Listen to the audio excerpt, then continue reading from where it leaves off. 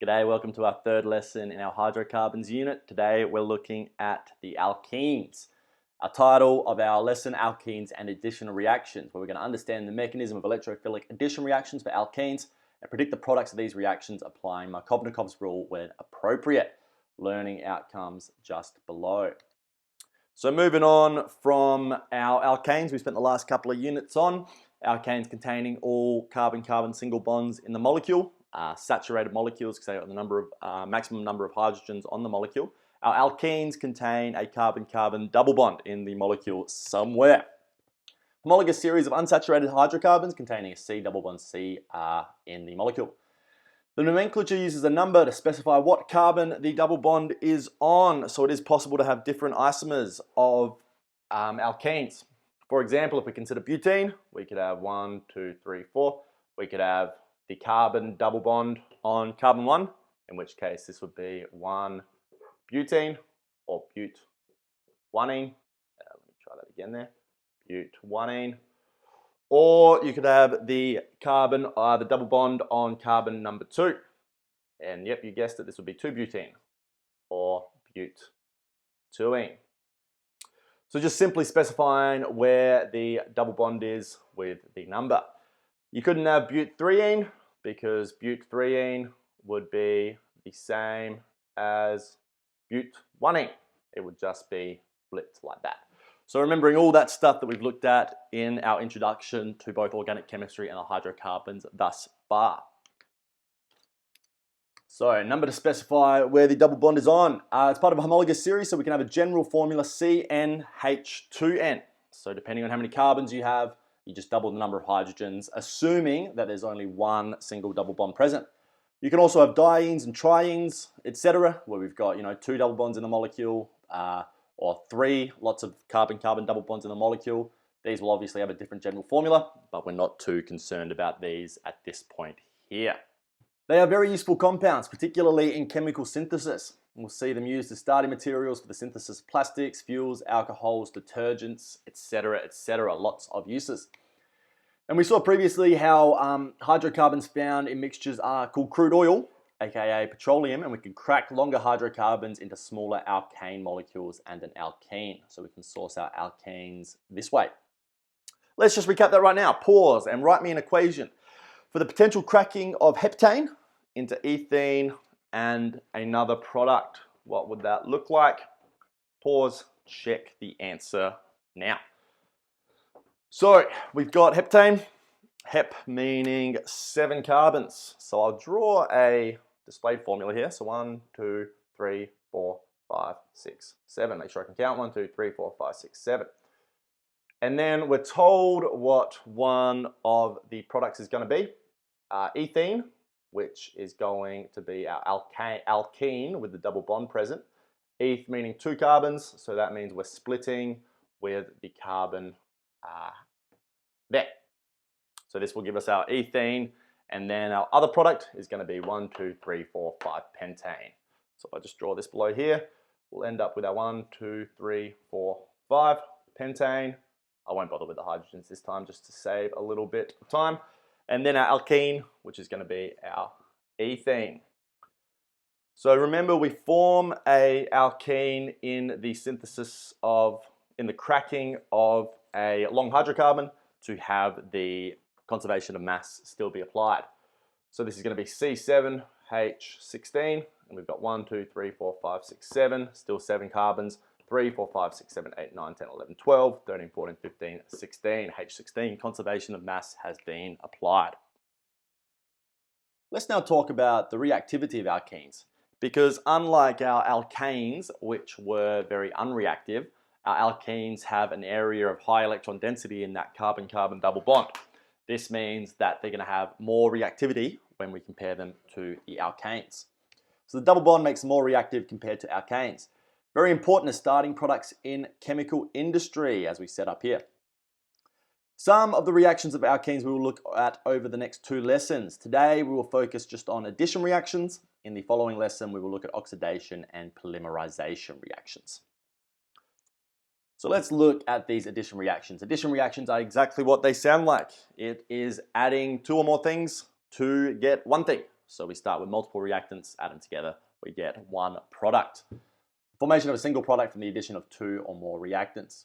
In alkenes, this will break the double bond and add an atom through a new bond to each of the carbon atoms. We could generalize this reaction with the following equation, specifically looking at ethene here.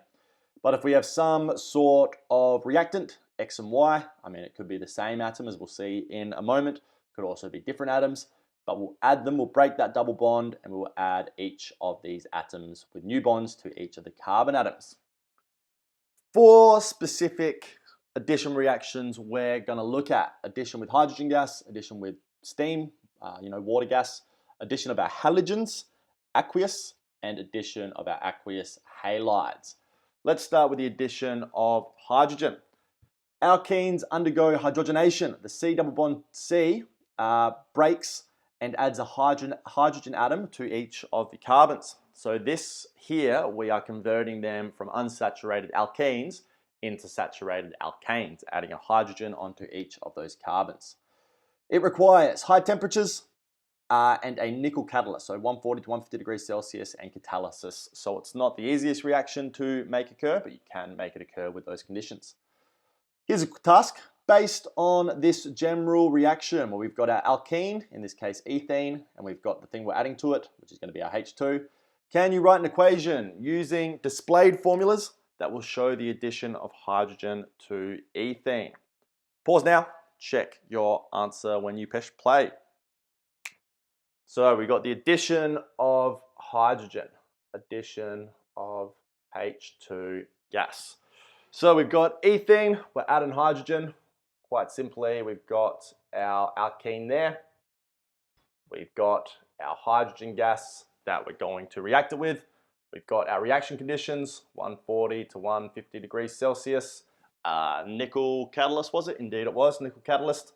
And we form, the ethene forms the ethane, adding a hydrogen atom with a new bond onto each of our carbons.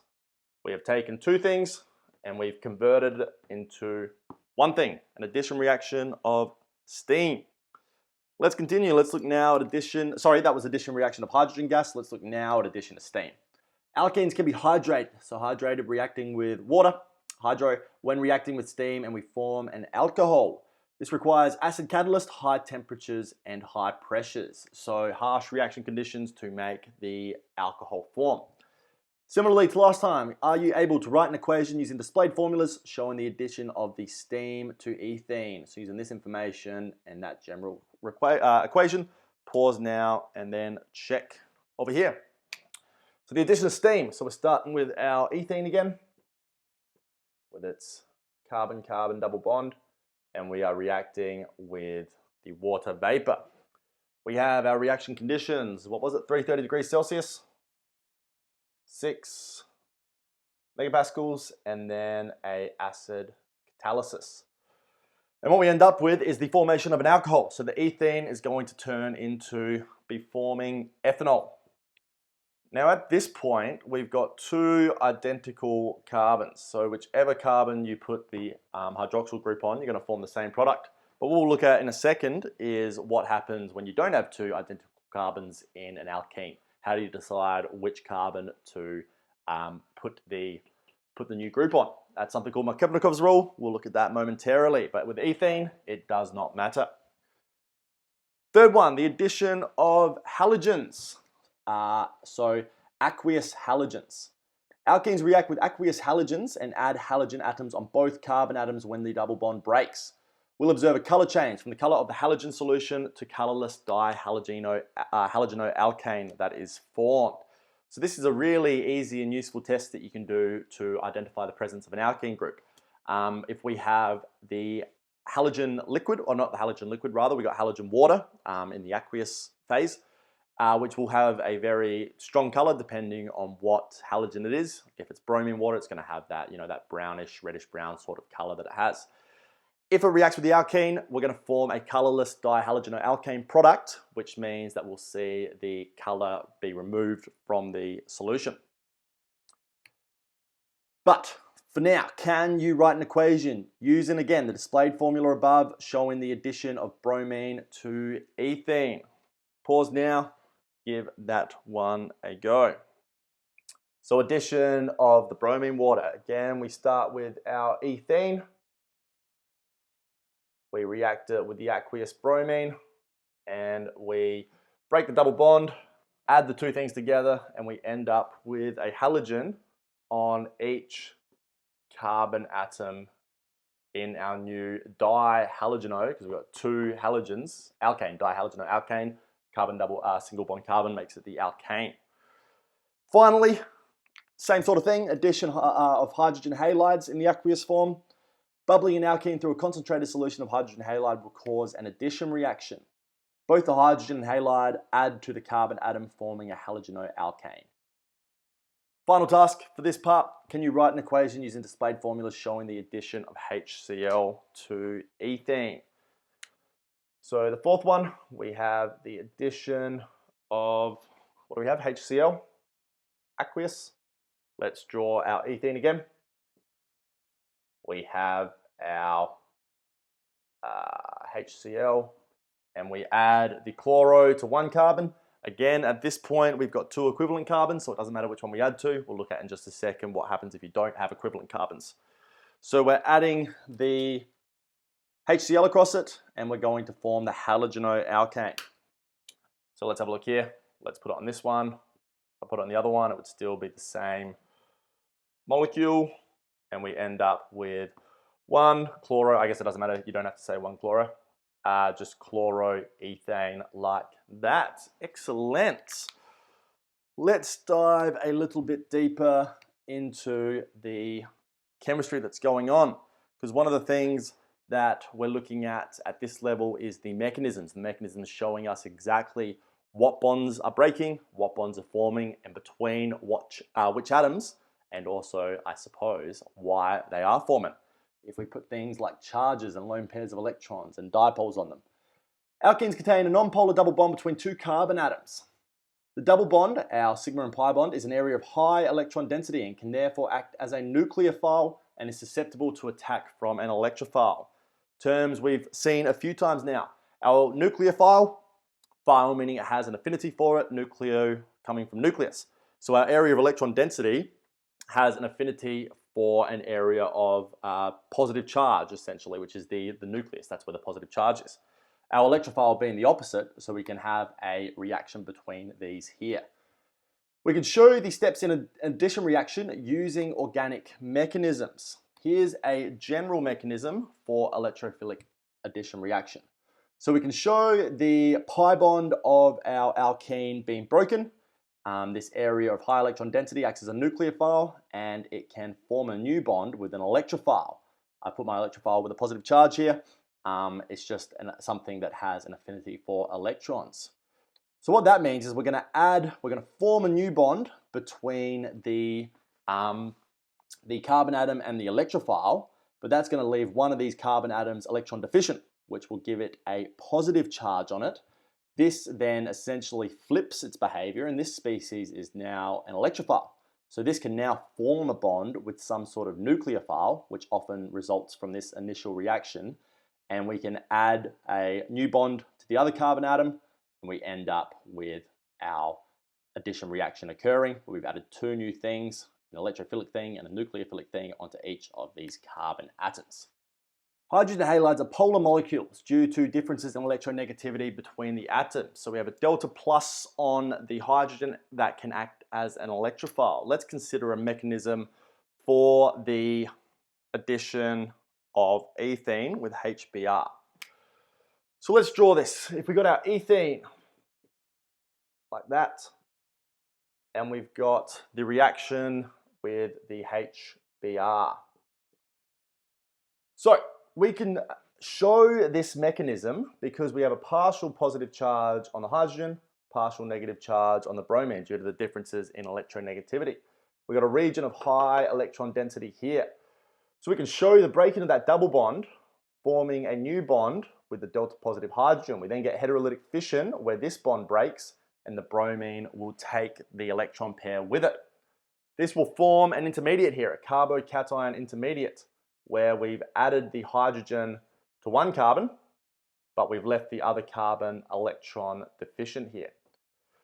So by doing fission of this bond, what we create is from our electrophile, we essentially create a nucleophile. This now has a negative charge, so this could then come in and attack that carbon atom, form a new bond, and we end up with our new addition of the bromine and the formation of our halogeno-alkane molecule like that. So recall, when you are doing these reaction mechanisms, you want to show the curly arrows, you want to show any full or partial charges, and you also want to show any lone pairs of electrons, which is what I snuck on the end there for the bromine. Let's have a look what this says. So the HBr bond undergoes heterolytic fission. Bromide takes the electron pair, which makes it act as a nucleophile. That's what we saw over here. The electrophile, which was initially this molecule, the HBr, becomes the nucleophile once that bond is broken there. It can form a bond with the carbocation intermediate that we just saw. What about our non-polar halogens? If we have a halogen, we have two of the same atoms that are bonded together. So there's no differences in electronegativity, so there's no difference in the partial charges, there's no dipole on them. However, we know that halogens are susceptible and they will have temporary fluctuations in the electron cloud, which will give them temporary dipoles. So whilst they don't have permanent dipoles, they will have temporary dipoles. And if you imagine a halogen approaching a molecule such as ethene, such as our alkene, well, there's going to be repulsion in the two molecules' electron clouds, which is going to sort of exacerbate that partial positive charge and give it a temporary dipole where it can temporarily act as a electrophile. The nonpolar halogen can act as an electrophile, as the electron density on the alkene as they approach will repel the halogen's bonded electrons away from the closer atom and towards the further one, so exacerbating that dipole on it, creating a temporary dipole charge on both the atoms, and we could then have the mechanism take place, which is what I want you to have a go at now. Draw a reaction mechanism showing the electrophilic addition reaction that occurs in the addition of bromine to ethene. So consider this general reaction, consider what we've said about the mechanism. Pause, have a go, and we'll check the answer now. So we'll have something like this, where we have the electron-dense carbon-carbon double bond can attack a temporary dipole on the bromine. And in fact, you should really show that temporary dipole on the bromine. So if I sort of edit this one a little bit, only instead of HBr, we would have a Br2. So show the delta positive because the electron, the electron clouds from the ethene is pushing the electrons away from this close bromine atom towards the other one, giving it partial positive charge so it can be an electrophile. Then, instead of having a sort of monohalogenoalkane, we would have our dihalogenoalkane. Doesn't matter which bond you put it on, they're all equivalent at this point like that. So we would get a mechanism that looks like that, and to show you on the picture, it would look like this. So the electrophile heterolytic fission, which then forms a nucleophilic species, showing the lone pairs, showing those lone pairs attacking that carbon and forming the new bond to get the dibromo 1,2-dibromoethane in this instance. Excellent. Let's finish off with something called Markovnikovs Rule, because so far we've been looking at molecules, ethene, where the carbons are identical, so we don't have to consider which carbon we're bonding it to, because no matter what we do, we will end up with the same product. But what if they're not equivalent? If we had the equation showing the reaction of hydrogen bromide with propene, can you pause that, do an overall equation for that, and see what products would form? Well, in this case, we could get two potential products. We could get 2 bromopropane, or we could get 1 bromopropane. So we could add onto the first carbon, or we could add onto the second carbon. Let's consider that if we have our, what did we have? Our propene, double bond C, and we were going to react it with the hydrogen bromide. If I just put the hydrogens in, again, you always draw the hydrogens, don't be lazy like me. And then we react it with HBr. We could add the Br to that carbon to get 1 bromo propane, or we could add the bromine to that carbon to get 2 bromo propane. So which is the correct answer? And I mean, the answer is that they're both correct answers. You'll most likely get a mixture of the two of them. However, what we will observe is we'll observe one being more prevalent than the other.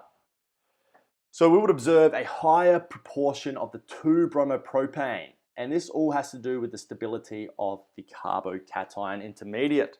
Let's go back here and let's consider the mechanism for this reaction. So we got the delta positive, delta negative. I will fill in with all my hydrogens just to be nice and consistent. So we could break that bond and do all that. And what we could end up with is either the carbocation on carbon number 1. So that one could be the electron deficient one, and we add the hydrogen onto carbon number 2. Or we could get the carbocation forming on carbon 2 instead of carbon number 1. So we would have that one as the electron deficient one, fill in all this, and then we could have the hydrogen go there. And then accordingly, I might get another color pen for this one. The bromide would then go, the lone pair of electrons would go form a bond with the 1 or form a bond with the 2. So all we have to consider is the relative stabilities of the 2 different carbocations, and this is something that we touched on in a previous lesson. We said the more alkyl groups that are attached to a carbocation, the more stable that will be. Let's see what I've got written down here.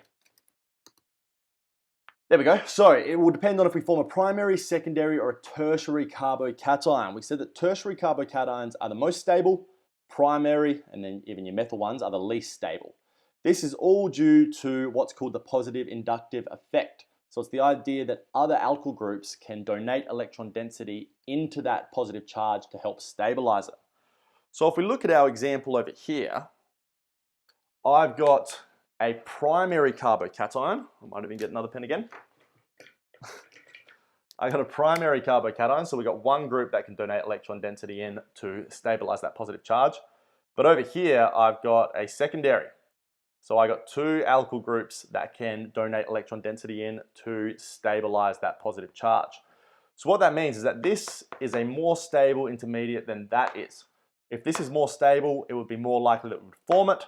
Therefore, it would be much more likely that that is the intermediate. So we would see the bromide come and add onto the second carbon as opposed to the first carbon.